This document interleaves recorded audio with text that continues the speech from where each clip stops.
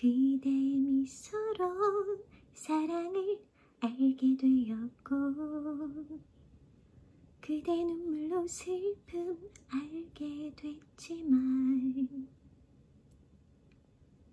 이것이 우리들의 이별일 줄은 난 정말 몰랐어. 이별은 싫어. 돌아봐줘 그대여. 내가 슬퍼지잖아. 돌아봐줘 그대여. 우리가 사랑했던 날들을 돌아봐줘 그대여. 그대 떠나기 전에 돌아봐줘 그대여. 내 마음 슬프지 않게. 네, 안녕하세요. 꿈튜버 영어연구가 레미입니다. 오늘은 신승우님의 돌아봐줘 라는 곡으로 시작을 해봤는데요. 내 목소리 들렸으면 좋겠다 라는 생각을 하면서 불러봤습니다. 자, 오늘 주제 들어가 볼게요. 오늘 주제는요, 이 친구가 잠깐 사라져야 된답니다. 짜잔, 보이세요? 예, 짧은 영어 단어, 짧고 좋은 영어 글귀, promise, perfume, 약속을 어기면 믿음이 약해진다 라는 주제였는데요. 제가 따뜻한 하루, 따뜻한 감성편지 연기도 함께 진행해 보도록 하겠습니다. 네, 여기 약속을 어기면 믿음이 약해진다 같은 타이틀이고요. 두 선배님이 나오셨는데 비가 내리는 상황이네요. 그쵸? 그리고 이게 뭘까? 예, 궁금하신 분들은 쭉 들어주시길 바랍니다. 저 모자? 정체가 나온답니다. 그럼 시작해 보도록 하겠습니다. 조선 후기 호조판서, 예조판서, 우의정 등을 역임한 문신 정홍수는 청빈하고 검소한 인품으로 많은 사람들에게 존경받았습니다. 비 올 때마다 그는 갓 위에 덮어쓰는 갈모를 다른 사람에게 빌려주기 위해 늘 2개씩 가지고 다녔습니다. 하루는 당시 왕이었던 영조의 행차를 구경한 뒤 집으로 돌아가는데 마침 비가 내렸습니다. 정홍수는 급히 갈모를 쓰고 옆을 보니 젊은 선비가 갈모가 없어 나무 밑에서 비를 피하고 있었습니다. 그는 젊은 선비에게 갈모를 하나 빌려주었고 가까운 골목 어귀까지 함께 걸었습니다. 이윽고 서로의 집으로 가기 위해 정홍순이 갈모를 돌려받으려 하자 젊은 선비는 간곡히 요청했습니다. 죄송하지만 비가 그칠 기미가 안 보이니 갈모를 좀 빌려주시면 안 될까요? 꼭 돌려드리겠습니다. 몇 번이나 간절히 부탁하는 젊은 선비의 말에 그는 자기의 집을 알려주며 갈모를 빌려주었습니다. 그런데 이틀이 지나도 일주일이 지나도 젊은 선비는 나타나지 않았습니다. 그렇게 결국 갈모를 돌려받지 못한 채 세월이 흘렀고 정홍수는 20여 년이 지나 호조판서가 되었습니다. 그러던 어느 날 새로 부임한 호조좌랑이 인사차 찾아왔는데 예전에 갈모를 빌렸던 젊은 선비였습니다. 정홍수는 그에게 말했습니다.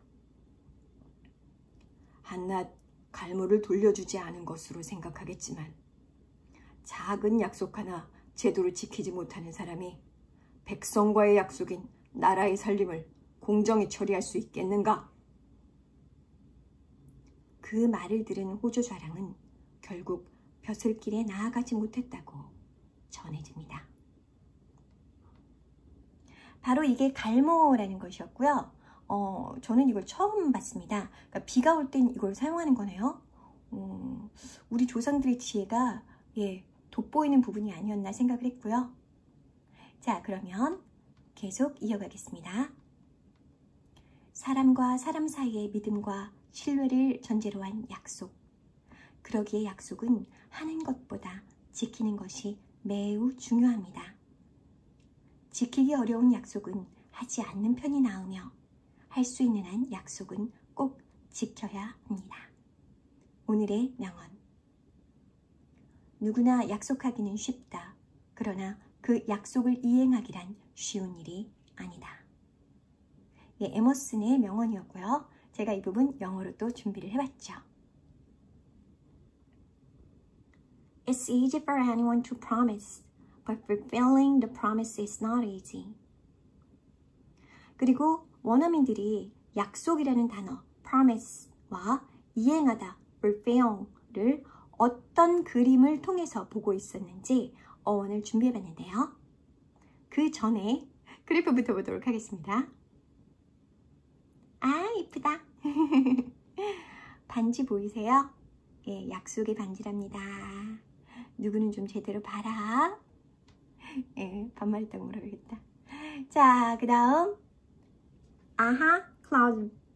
예, promise 보이십니까? 이 promise 같은 경우는요, 이렇게 훅 떨어졌던, 즉 약속이라는 게 많이 이루어지지도 않았고 그래서 이행이 많이 되지도 않았던 그런 때가 있었고, 현재는 다시 상승세를 타고 있고요. 인식의 변화라고 봐주시면 됩니다. 그리고 fulfill은 계속 상승세를 보이고 있습니다. 워낙 바닥에 있어서 그렇죠. 그만큼 약속은 하기는 이렇게 쉬운데 지키기는 이렇게 어렵다라는 걸 이 빈도 그래프가 여러분들에게 보여주고 있습니다. 그러면 전 여기에서 그림을 찾아야 하는데요. 먼저 promise 같은 경우는요, 방향성을 갖고 있는 단어입니다. 그래서 자, let go와 before의 만남이라서요, 앞으로 함께 가자 라는 약속입니다. 예, 그리고 이렇게 약속을 하면 지켜야죠. 앞으로 함께 가자, 평생. 자, 그리고 fulfill 같은 경우는요, 조금 복잡한데요.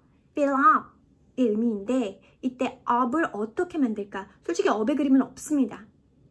제가 단어는 해버렸는데 그냥 fill plus fill, 이게 fulfill이에요. 그러니까 ful이 가득 차다라는 그림이기 때문에 둘이 가득 찰 때까지 채워나가는 것입니다. 그래서 약속은 100% 이행이 돼야 하고요. 이때 가장 핵심은 balance입니다.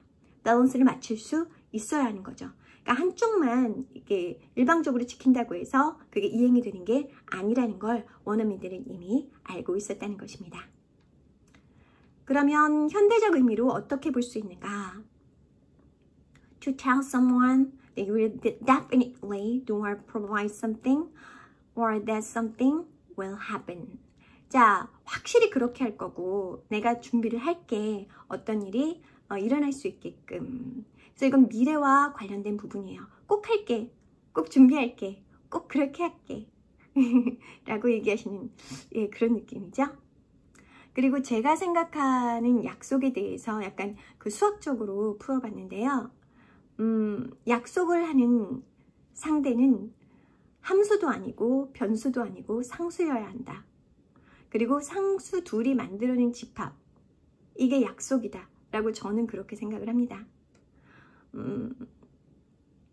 우리가 사랑에 있어서 가장 불안해하는 건, 연애라는 관계에 있어서 가장 불안해하는 건 상대방이 변수가 아닐까, 우리의 관계가 함수가 아닐까, 이 부분인 것 같은데요.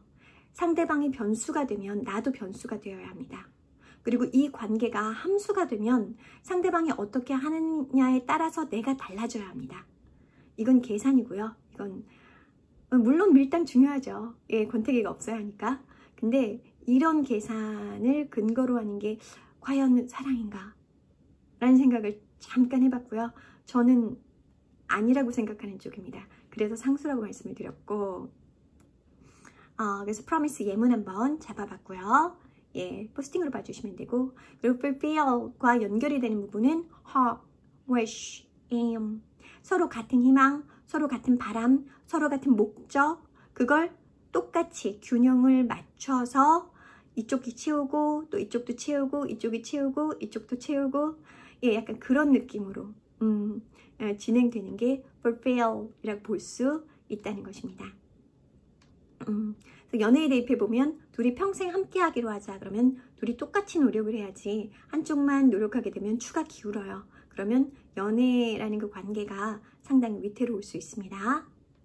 그리고 풀필에 대한 예문도 함께 봤습니다. 약속은 절대 명제입니다. 상황에 따라서 바뀌거나 하는 게 아니죠. 그리고 이걸 절대 명제로 만들 수 있는 건 두 사람의 마음입니다. 절대 변하지 않는 상수와 같은 마음. 그렇다고 해서 무슨 0 이런 거 상상하시면 안 됩니다. 5와 5 정도 상상해 주면 딱 좋을 것 같은데요. 너무 넘치지도 그리고 너무 모자라지도 않는 그 마음이 약속을 지킬 수 있는, 약속을 이행할 수 있는 가장 근본이 아닐까라는 생각을 해봤습니다. 이게 오늘의 힐링과 치유의 메시지였습니다. 그러면 우리 끝인사 어떻게 해요? 잘 먹고 잘 자고 운동 열심히, 그리고 나에게 감사하고 나를 믿고 나를 사랑하고 나를 사랑해주는 사람에게 감사하는 하루가 되세요. 행복한 하루 보내세요. 안녕. 또 뵐게요. 너무 사랑해요. 아 참, 좋아요, 댓글, 구독, 알림 안 해주면 삐진다 나. 안녕.